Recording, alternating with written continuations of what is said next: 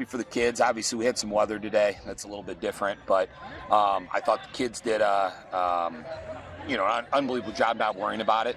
It was a little slow again at the beginning offensively.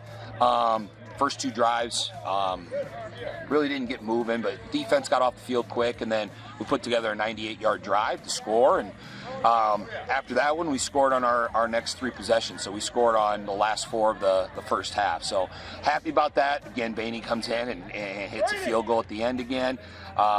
It's just phenomenal how well he's been doing. So he had 2 field goals, all his PATs, all his kickoffs were perfect. Now, I didn't really have to punt. I think we punted 1 time, if I recall. So all of that was real good. Defense played fairly well.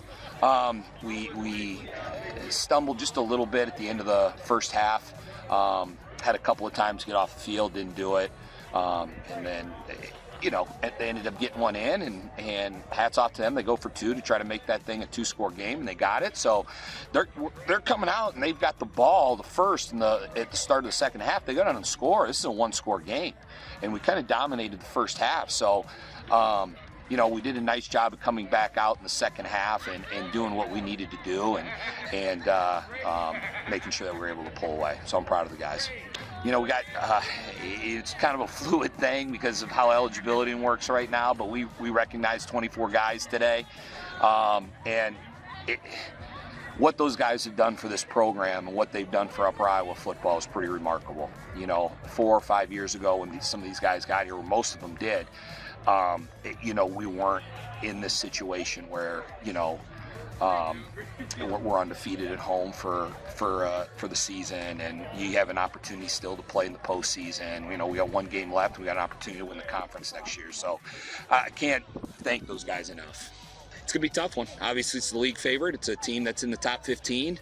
They're 3 in the region. It's obviously going to be the toughest game that we've played. It just go back to work.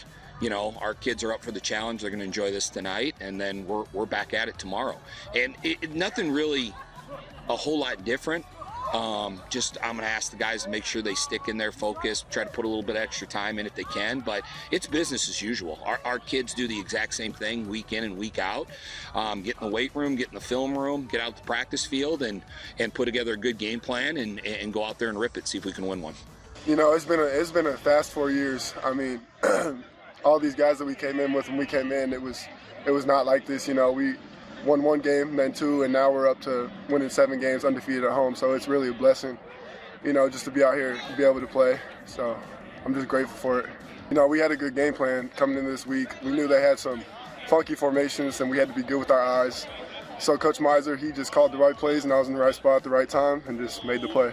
Well, we were in a cover 3, and I was dropping to the flats, and I just kind of read the quarterback eyes. Then Braden tipped it right into my hand, so I just kind of caught it, And then being senior day, it's even more special, so it just means a lot, I mean, these are just my guys. We've been through thick and thin together. All the work we put in these last 4 years, we had to go through a lot to get to this position, so we're just blessed, and I'm grateful for all of it. So. Or kind of a crash formation where they like to take away the A gaps and the B gaps. So you'd think that everything between the tackles would be really hard to come by, but Peacocks have really moved it well. Here we go. A give to Gordon straight up the gut. Finds a seam at the 50, down to the 45, 40, 35, 30. Far side 25, 20, 15, 10, 5. Touchdown, Upper Iowa. Jaden Gordon finds a seam.